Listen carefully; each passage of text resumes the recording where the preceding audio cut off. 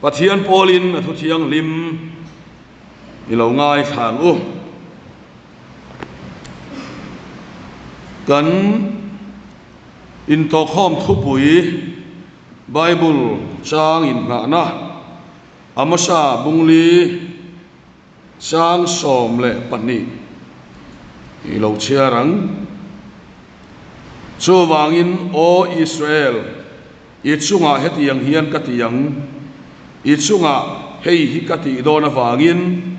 o Israel I pathian tok turin in peiro ani thupuan zohana ne na Isu Krista thupuan chua bungthum chang khata changa chang thum ilo chia leang tin sardis khuwa ko khantir ko hena chuan heti hian siak ro pathian kharau pasari le arsi pasari na ya khan heng thuya soyani ithil ti te ka khria thireng sianung mingi puthi in vengla ithil la nei thilek lek ti sukinung le ro ithil ti reng ka pathian mitlung zawin ka busilo chuti chuan ithudon le ngai thak te kha khereng la pomla simro in ven lo zongin ruk ruangin kalau kalanga eng huna nge karon phok don che I khasi lo thu kan siarte lalpan kan satan mal min som sakro se pathian ne na khongai chan puina dilini chong cha yang lalpa kan pathian min mangai to ei zan ina chang hian kan in to khom thupui kan soi chan do na thupui thang tu te le ngai thatu ko khan mi pui te ko khan pawalai pol ten lalpa kan mamuang takin nang in kan ne na ithoron puang chuak la tharau thiang nimin kan ne na nang ron in lar leng che zaina hian lalpa kan pathian kei hi min ruai aming chuan ma se an roi hieng ma kanilova lal Isu roi le chop ngai mai kania zan ina hian kan roi ber chunang ma lo niang che kan nena nang ron in puangang che hei Isu Krista mingin kan dila che amen ei tim ming hi agape gospel rema tiania benara khian lo chu sual pala go agape rema lo tia akim lo hu tamaya aminga toy khop maya chuwang chuan ne hei sermon te record ania kan tim ming hi agape rema I lo ti palang hian kan lawa wangin sermon apianga ka lo soi sia ni poin min lo khathiam ula ti sual pal hi om ve the nia tin kan tim ming hi a common lo ve ya Greek chong te atel noi maya chawang chuan han bai han mai hi voile khata suna harve ya kan tim senior purama point kan tim ming a soi hian ka sauti lar lai khania kha prena I lar lai khania agape gospel rema hi ti thiam mi alova agape gospel prena hi ti maya ati prena zo vek maya chawang chuan lo thiam che lo wani poin talai ka kan soi fiani tin hei ti ming te hi ming nei phua chan nei te kha kan nei ve a agape ti su pathian mangai na nui na fa mangai ro ti sir tir ngai lova mangai na pian chua pui hi agape ni lova mi hring mangai na felio te chi sang sangin eros ti te an chena Greek hovin pathian mangai na soi fianan agape an manga so pathian mangai na chu nui na fa nu te helai mangai ro tir sir tir ngai lova a mangai na ang hin lo e kan pian so pui mangai nei chu Hindu te Musulman te poin an nei veka so wang chuan ama mangai tu mangai le thiam em a ama do tu mangai thei to lova mel ma mangai na tu man kan kol to lo min soi moi tu le min soi sel lo tu min soi moi lo vani poin min soi sel lo tu chukan mangai thei pola hian korin thon khata soi chiang khopa mung som pathum sang khana chang khan mi khring chong te le van tir ko chong te in thu soi mai la mangai na ka nei si lo chuan dari mai mai mo dar ben thekri mai mai mo ka ne anga tia kasum song mere thei som nan pevek ila mangai na ka nei ang ati to done mo ti na kalain kasum song mere thei som nan pevek mai la katak sa kang turin pe mai la mangai na ka nei si lo chon ala ti cheu maya heta polan mangai na soi hi apoi soi lo mere thei ta na a in pek ral na mangai na ni lova mere thei apoi soi lo tan va in peral thei ma sela apoi soi tu mangai thei lo pachian mangai na chachil chak tu po mangai na thinga kheng bet tu po mangai na do ta pu tu po mangai na ana ka fe chun tu po mangai na kha agape pachian mangai na kha pachian mangai na agape kan ti chuni ka soivek lawanga ke hi mi thatluang kan ni chia lawa chawang chuan mani ti dang lam thei to lo mani that tu ma thei to lo kan ya chawang chuan kangam lo le ne lo pachian mangai na mi ti dang lama chawang so na gape ti hi mangta ni felro tharo ti trong kam hi ka tong zinga sim to ro ti poi ka tong zinga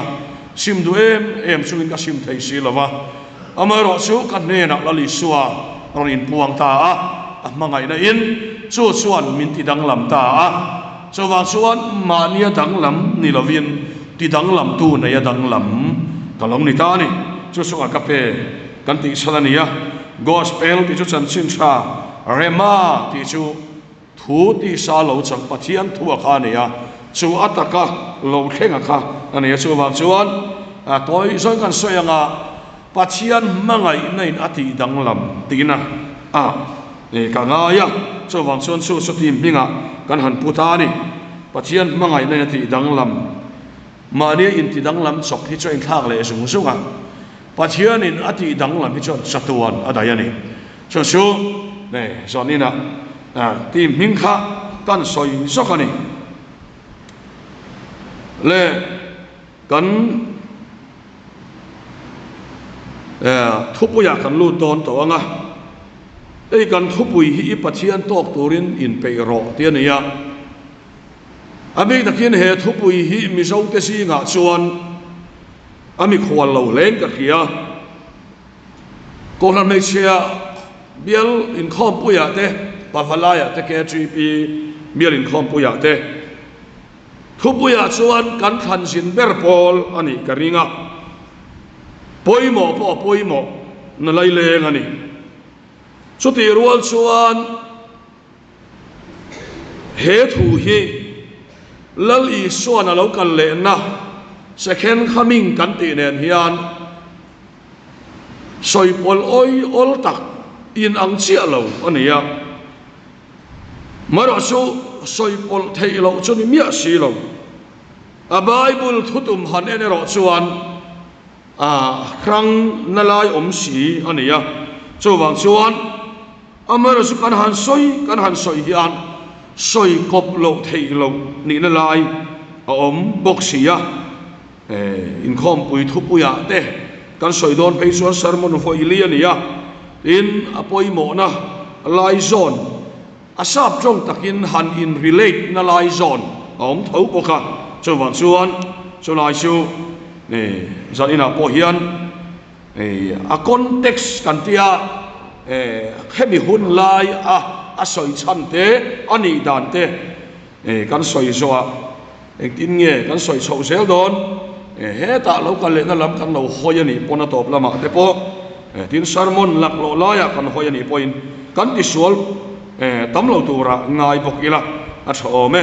tin hei pavalai lam po kan zo ta enge in khan chan ril ru ti kan zo khan lo kan le na lama hoi deu dor maya cho wang chuan khalai kha kan lo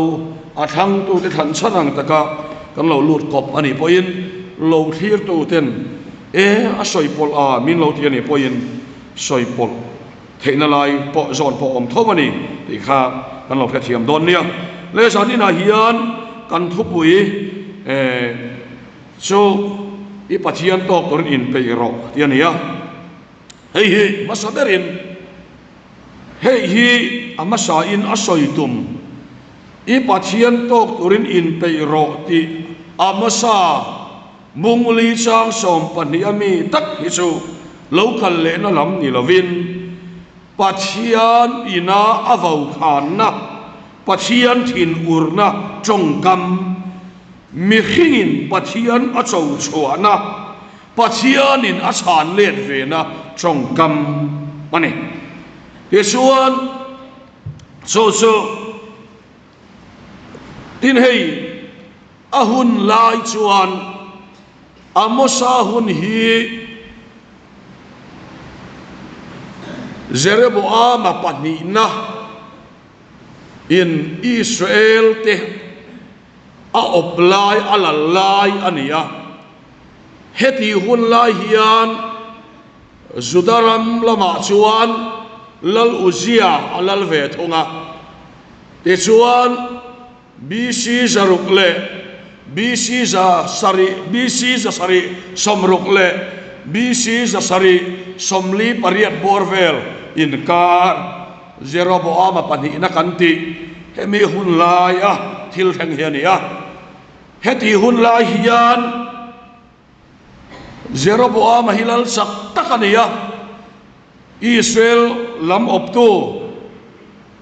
hi mar lam lal ram kha Israel ram kanti lam khani chu Jeroboam hiana opa te chuan mel ma ti an hnia ramaral muang em ani tin heti hun lai vel tak hian Zudaram lam Zuda le Benjamin chim lam lal ram kha lal uziai op ve boka ani point edom mi te chi rang nam rang ane ve sel boka te chuan sut yang chuan ramaral muang ve a suta chuan ramaral muang a ral do van nei lova an salena te chuan sumle pa ya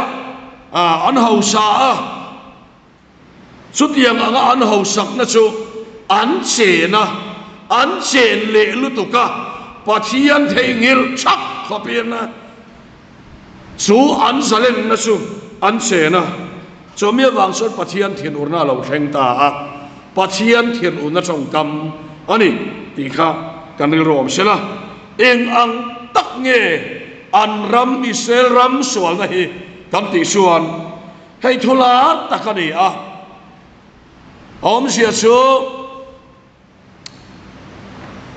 mi fela tang karuai mi felan leya atia phei khok bun khatin mire theyan khala mire thei luchunga vai vut tak ngial pon i atia ni heti la hiani Israel ram hi azalena anoma wangin ram ro rel tu te pun dan chin to an khelawa mire thei tian ne chia dik takaro rel lawa an lem ema chuwang chuan mire thei an ne chia an ne an lak saka yang chuan dik na lawa ni in pa fa in mei che pakhat an in zen choma atia heti lain sual dan em hi makkatia tun lai chong in han soita ila pa fa in ke es pakhat an kop tinani an sak suang mia lavani so tiang suan Israel ram hi a omani yesuan dikna om lava an rama miret heyan rab beta mi hausa an hausa thora miret hei an ret hei tula an petrok troka an nuam sa ten nuam ema sai ngau khuma ten muwa thasik in le nipui in ten na ya to tiang suan engkim maya khan an nuam ani bermai tiang chuan pathian an thengila dikna om lava chumia wang chuan pathianin khematuma sata chuan pathianin tram te tiram war na te in kho kheng te ai kup ta khi te in ruwa te sur tir lova ai kup ta khi te in akhema khai ke ini kan ti suala hetiang ang kantor dan em hi pathian hian min la kherenga alam kan hoi adwani hi ti na sang reng an khesuang lo ke suan khopa khata ruwa ka sur tir lova khopui pakhata ruwa ka sur tira khopui pakhata ka sur tir lova ni ma sela pathian hian ti khuwa ti khen dana hian ruwa sur lo dana hian enga tingele pathian la ka kan lo sual ta mi ti na chang pon helawati chawang suan khopui danga tui song turin in kal khom le atini chawang suan o Israel kalau kal dona hetiang ema isim du lo hi mi ma chon hu da theng don I pathian tok turin in peiro atini I tuar me wango thin uranen kalau kal done lalpan in lo nga thin de chu enge mo inti kha enga ni don lo thi mani don thi mineron nam don chu atia avo khan ta ni pathian hi athil soya hian atol mai ngai lova ato pasut pathian na soya nge hian a phem ta a te suan surya arun tira surya lalin ti khana runa sala mi sing ni le sang sari le ti lai mai sala mana an sakorto lai li te man saka ti suan Israel tem an lal te na chi an pek za chi kha phu ta ti suan surya lal ne na chia an soi ve lo ngai le ta ni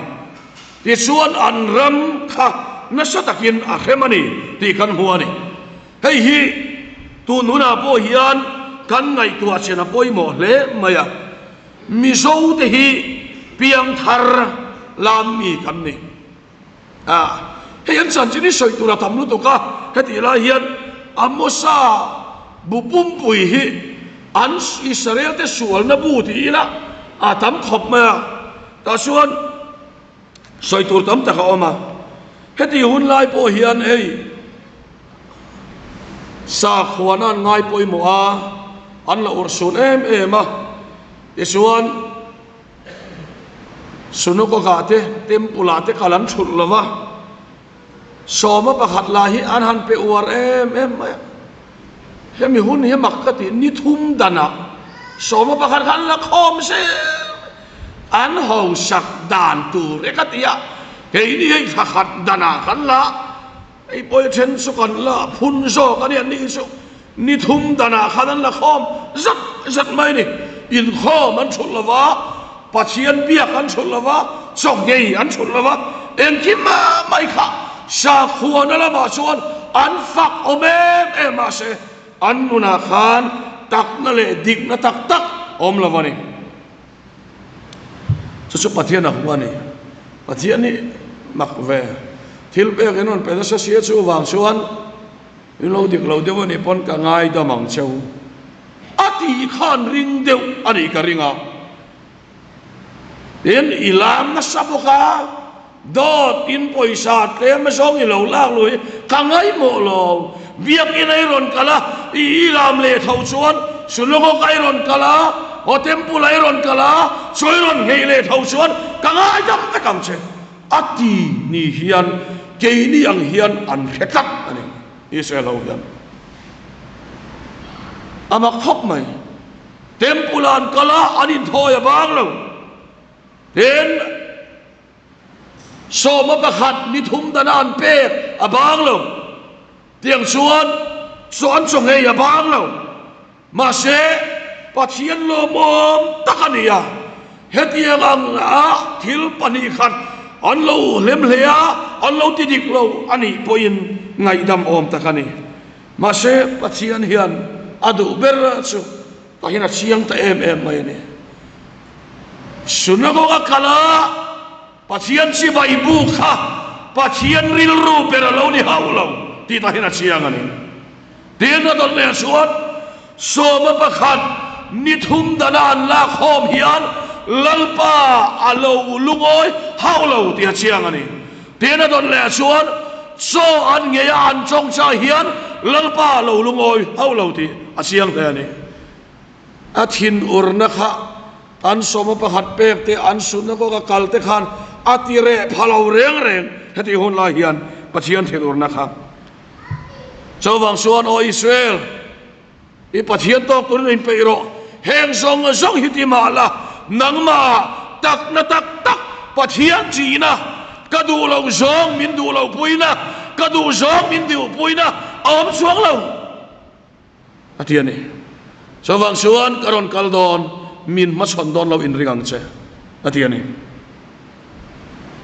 chiang ti ro pathian du song so enge ni ti a chiang ani ta hian kan ngai tu a chian tur poi mo chu tu na po hian hei kan ram po yan ngai tu ila kan biak ina chatul tula kan rau poi tula a chu mi ma chuan tun covid nuwa phei chuan ko khan tin hi kan tlan niam teu fet ani eng kim mai hi a tlam hiam veka biak ina rau poi tula ten eng kima hey bung rua man rua sound system nei chalo poi kanam to lo so kalam thil ni se eng kim mai kanin to del tin chen ko lon chen khada pe chuan mo freezer tenen fridge tenen om lo hi ni top mai ni chen khada pe chuan CCTV nen pui mia to tak heni ringot mai ni amaro chukan ngai tu atur poi mo choi he ni heng lang lama sa khuwa pathian kan biak na hian pathian hi alungoi tak tak em ti kan ngai tu poi mo le ya heng hi pathian lungoi na ni lova pathian lungoi na bera chu pathian du zong mina du puya pathian du lo zong adu lo puya Kristaril ru tak tak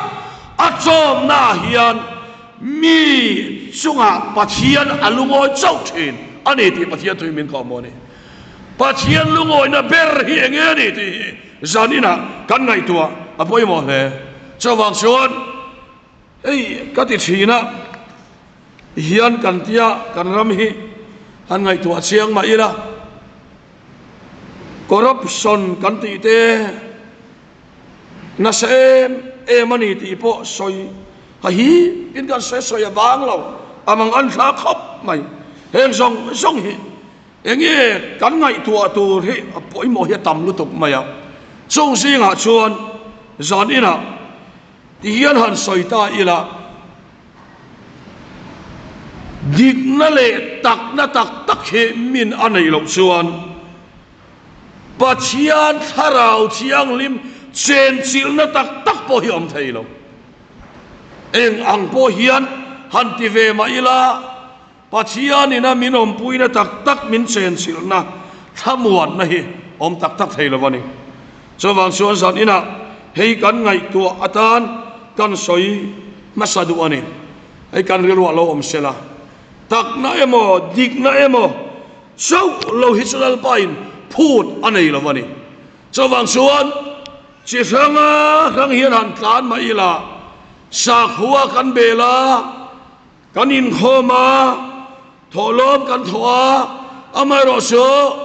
kan ngai tua siang ila mire thei ra ben oma don manga thil kan ti du zel thawa kan soi se langa tin han soi ta ila rong bol chul chuang lo ko kana kan chan vo len chul chuang mi lo le lama chuan pa ni si rong bol tu ni si bial nu nei po the chuang lo enga ma hi khe tak tak hi kan nei lo wa kan ti tur kan ti thei chuan kan lung oi top mai ni kan nu na hian tak na tak tak lal pa na phuta tak na tak tak pathian ril ru zu chom pui na hi keima omem ti hi kan ngai tu chena poi mo le hei tu nang lai a phei chuan heti yang hi kan ni dan phung ani sau ta se maya chuwang chuan corruption ni se alwar em maya chuwang chuan hei hi kan khia fia poi mo le ni ti dik na tak om thei lo kan han pension a kan pension nuwa pian thar thei nia khiat na kan na ya ta department he ta kanom lai chuan ei ruk lem let kan khe suang mi alo ma se kan ei ruk zo to nuwa pachian rong ka bol kan ti le a khat yang ani sel chuan voi ni a hian om sia tak anei don lo wani ti hi pachian thoin min ko mo ni chawang chuan zanina hian ei hi kan ngai tu ana alom sela apoi mo hle ani dot manga pachian chi lova thil ti hi pachian in adu lovani ti hi voinia kan khiat fia apoi mo hle so kan ngai tu ana lom ro se tena dot le chuan zanina hian apoi mo lai persu dik turte tak turte in kan in tia sumi tur chuan zanina dik takathil ti tur chuan zanina hian pachian tok tura in pe angai ani mak em mai chu zanina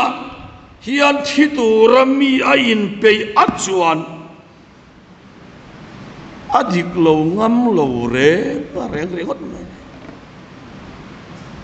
hei kan ngai tua sian tur chu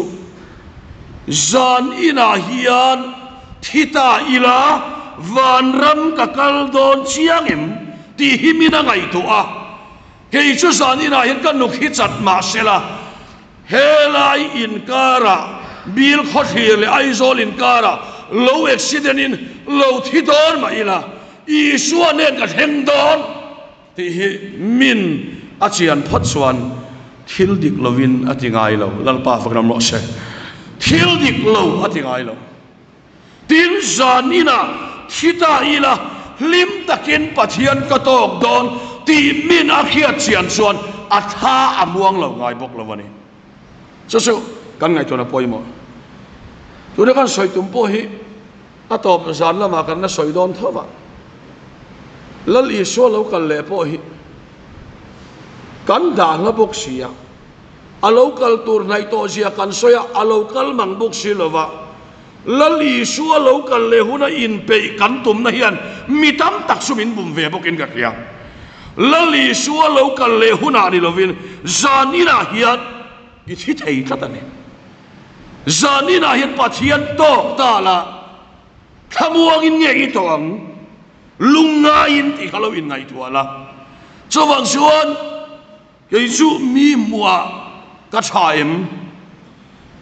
mi mua chuan lem hi thui ta ka chan thei chuai chuan mi mu lo lama zanina hian thila i suan nen ka theng don em ti che hi ka in zona ne aba hi chu thil dang hi ka ngai tu tam lo khop ma chu chia chu ka ngai tu ne karong bol na min fakem kalarem ti lampangai chuan ka hlokem ti lampangai chuan zanina hian lo thi ve ta ila iso hian ka theng don ka thamuang hi ka thamuang em ti hi ka in zona ania chuwang chuan zan hin unau te u helaya poi mo em mai chu lali suwa local le huna pathian to tum su a local le ma in i tok don ti attention kan in khemi alo chuwang chuan kan tok nge don mi thi khuwa tei lo ti mai thei mi thi khuwa poi suwa kala mi thi khuwa po kan tok vek don kan bo na om don mi alo chuwang chuan zanina hei kan ngai tu chena poi mo le a chút yang chuan zanina hi thita ila kei chu pathian nen ka theng don ti YMA information center atang ron auta sila zanin dar som pania lal i so local don ron ti thut mai sela tren khat su biak ina tan lu tur hi kan tam mai thei sual thu pa soi tur chiang lo tur hi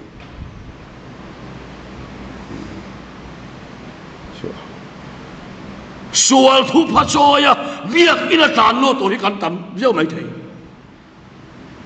zan in dar so pani isu local don hi se amen local ta chelal pa isu ti thei turin zan ina lalpan po sai che duani chu chu kan ngai to na lo om le sela cho wang suan cho chu kan khira poi mo le e local le na te po hi kan han soya a then chu a lau tok lek hian kan chianga local le na chian dan thaber chu he thu hian lo in thamon tonang chewadi lali suwa local le na hi tun ma chuan Christian ma saten ring tu ma saten ti du da na kara in thamon an bang thina tunai ro chuan a in soi thai tok lek hian kan oma chowang chuan kan man dan po hi adik fang kim tok lawani dina don le chuan zan ina hian har sat na to kha buai lo turin in pe ro te yani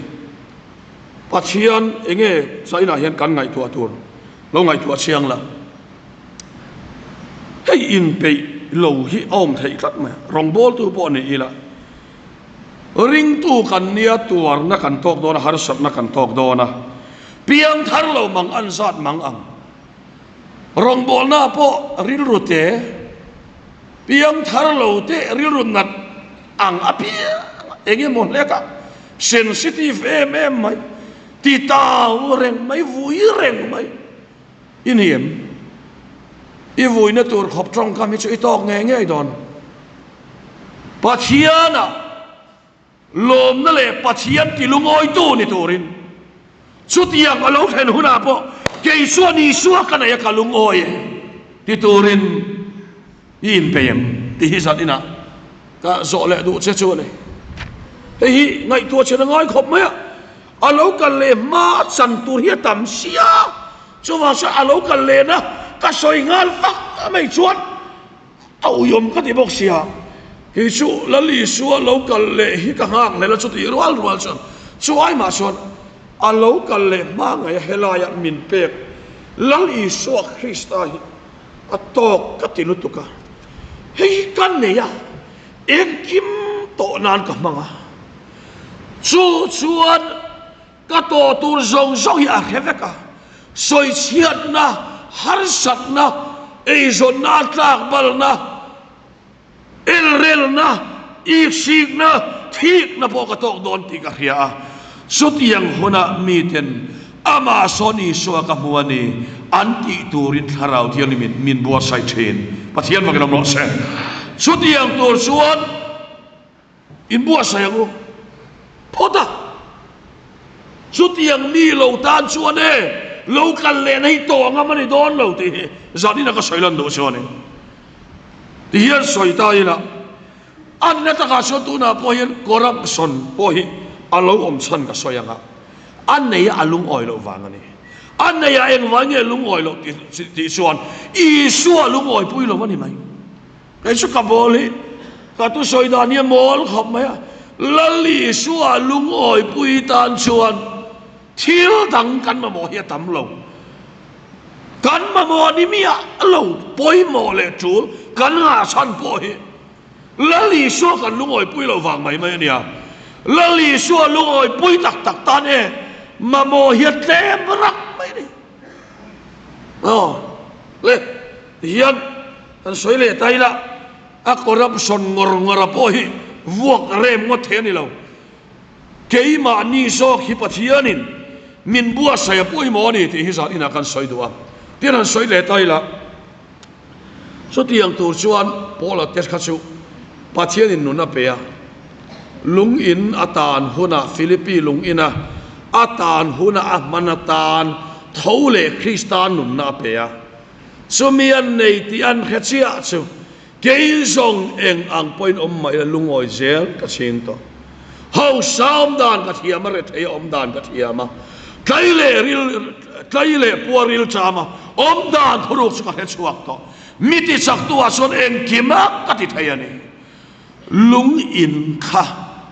ma chon tur le ti du dana ma chon tur le lungoi pui tur i suan na yani in rin lamaniam ka khelawa sutwi nei tu ngora nei poi kan tum lo re amoi to alang lama mi ina min fak thei to ra ko kana chan vo te ni na te kan nei chuanin kan lungoi to ke me ma kanun tak tak hi chung lamin miron x-ray sela lali suan apek tak tak hi ke hian kanayem sumi tur chuan ka in bua sayem ti ngai tua khan tum lo reng reng a tam zo hi chuan chuwang so zan ina hian hei thupuana po sardis ko khan ne na khan itinge ti kha dem na che pakhat ka nei thireng sia nung mingi puthi chuwang so in veng la fim khorro i thin lei thin le khat inung le ro chuti lo song in rin lo huna ka lo kalanga karon phok don se ni atiani thireng si in sardis ko khan khan rong lo bolani anun na lama ngai tu alo so wang so zanina hei kan ngai tu na lo om sela thireng si anong mingpo tin asoya so wang so zanina hian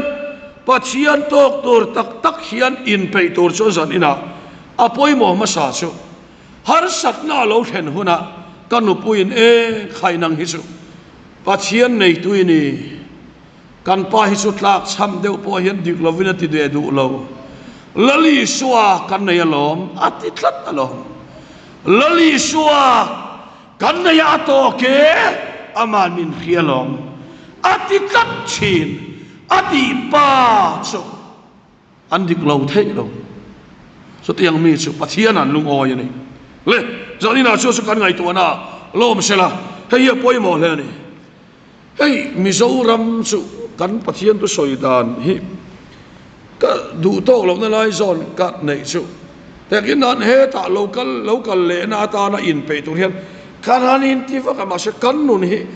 dam tur point kain pe lo ko se thiam lo ti ma yang damma lim tuar na ai sual himpui chana poi sual himpui tur hian kan in pe lo tuan ka Christian poi kan ni lo ti ba yang soi sel ka poi kan ni lo kan nangoi ai tu chen om nu trong kam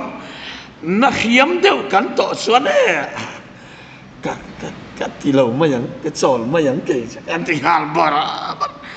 ama khop mai soi sian na to ka Christian ni turin bo sai lo ei tur nei lo wasiam ta ni turin lali sua lugoi pui thei turin zanina hian in pe yang ta suan lali so lo kal le huna po limin ama hi kan to ka nga kan mitu ya hul do na lom alo kal le huna mitu ta lo chu in khen chau ve don lo alor don lo chu alo kal le huna an mitata mitu songa song aku hul to nga ti ana ti amem lali su nang kanai sei kalo mani enga ma khovela hian aduangin thil theng lo ma sela lalpa kalo beti amit tuita lop thit te mit thilal mit tui hi lalpa na khol sak ton pathian wagiram lo se chutiang nun nei tur chuan in peyangu kan nun hi kati thir lo khem na tok tlak poi kan ni lo ne tu nun poi kan nei phalo klemin khem na kan han tok deu leka kan dorom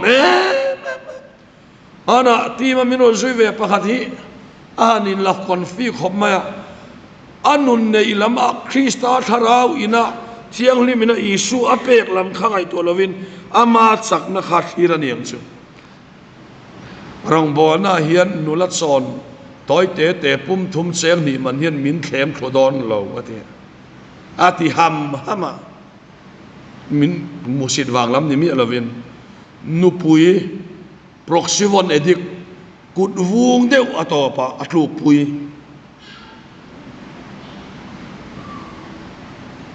karon soilan du su sai na hen unau teu hei hian khem na ne tur nun nei tur henin bo sai masang pero corruption de bor ta ga suan kan maron in soplo e ruk tur sia bo tur corruption tiom sia himo tu ma hian lo tur sia bo tinani ati tek tu ma khiết lâu hết chân lâu tu chân tu thì tu sẽ lăng chu tu ma khiết đó hết lâu có rắp anh hay nem thì đâu anh hay nem tu ma chu vào chân mà sẽ nun tak cái này chuan tu ma khiết lâu tu làm anh lâu tu ma ăn khiết lâu chuan biếc in kalan sak lâu làm ăn sak lâu so pakhat pe kan sak mia lo rong bon na chelan sak mia lo ma se nun tak cái này chuan mo khetu lalpa om to wangin lalpa ma isak ngoi ngoyam dot pani khat ilo chak chua ve pon lalpa voin suka vasak ve ni to mayam mi nan khiat wanga ni to lo wanga mi khiat lo hiat lalpa ma isak ngoi kan ka thiam em chu kan man lo ni chuan lo li chuan nun kan la nei lo kan la piang thar lo ti na ni cho sui le don piang thar lo chuan minan khiat lo chuan sak mia lo minan khiat sa kan an sak lo to kai ok lum kai depression nei minan lo khia ai ru kha amol phota social media to a bp sanga a sugar sang boka so wang chom dam do ina net mit ti khan mi khiat lo va sak si lo kha he pa hian he nu hian pathian a sa lo mi in pathian ne na in som na nei to chuan mi khiat lo hian a sak zo khani tu man khelo ma se khetu an nei to a don pakhat thuar luat awang an lo soi pal poin lalpa min ngai dam ro katile to lo wangan ti thin lalpa fa kelam lo se en chuminun tak nei to chuan karo pavalai ti in bua sai masate gu min rela emo emo kan han tia mi soi chiat kan han to ka kan du lawangin thilan oma mi chongkam kei kan chiat na la memo ka chongkam kan han khia kan na ngoi ngoya ma se ina ti an han khiat phei chuan in kil toi tul tula kho khana te po yang chuan ni ma se tharau ne na thiang lim ne na in som na tak tak kristanu ni inei tak tak chuan iril rona don sia suvele chuan pathian ma ibol ho sia I muanga itenom sia I muanga nang ma in mangai sia I muanga isak ngoi ngoyanga lali suarong bol na pathian rong bol na manin mangaya ilo na kwal vel mai kha I suai mangai lo sia khiati rang senga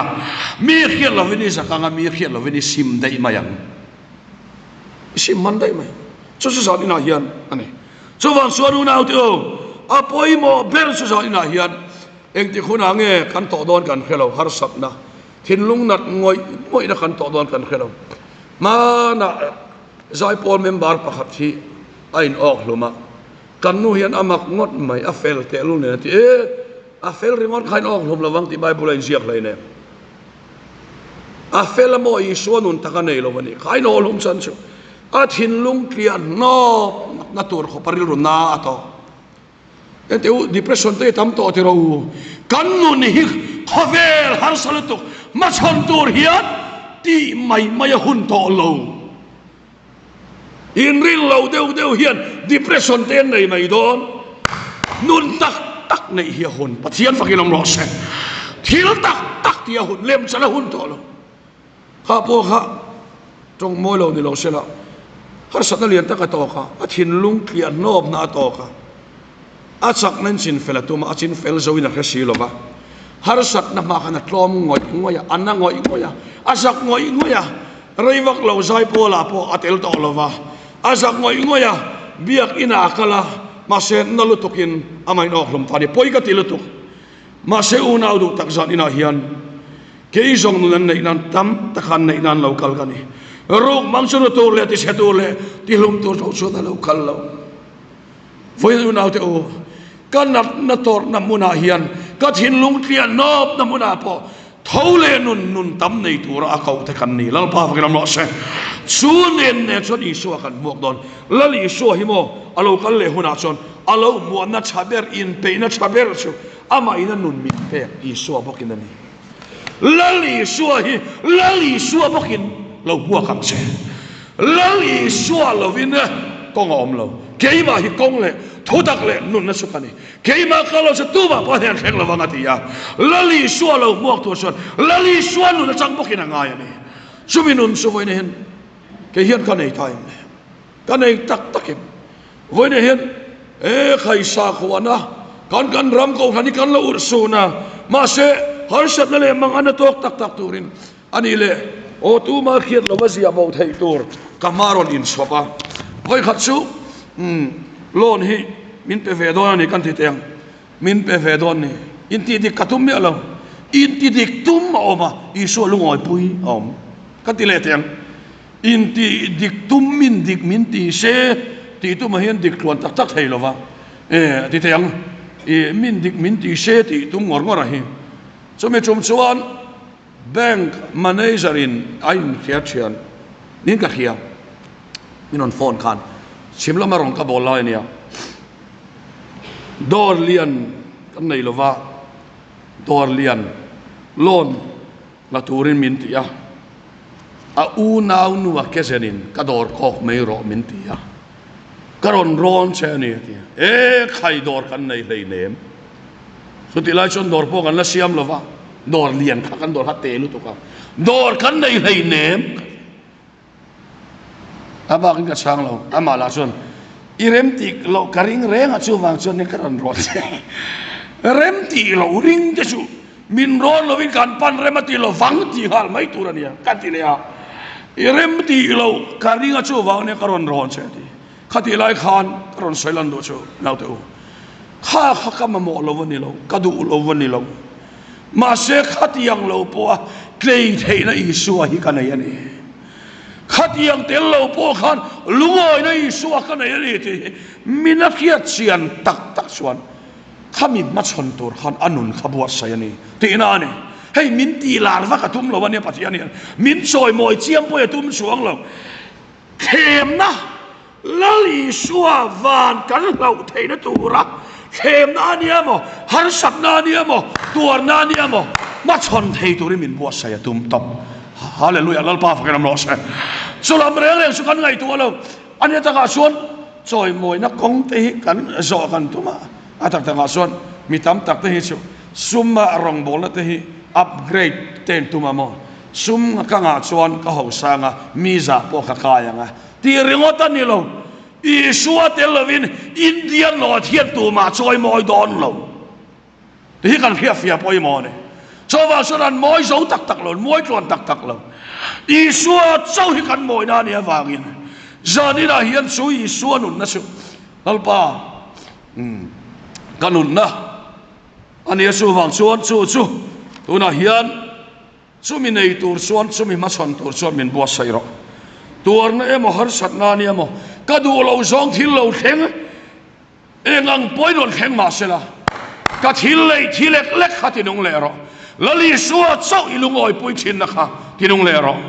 tuna point ko than kan ro chan ber hesu lali suwa ni lo lungoi pui dor kan zong na san le to lu to ka hei wang he kan thu soi te ro le to ani emo kan chong chai te akal kang thei lo ba chu mi na ya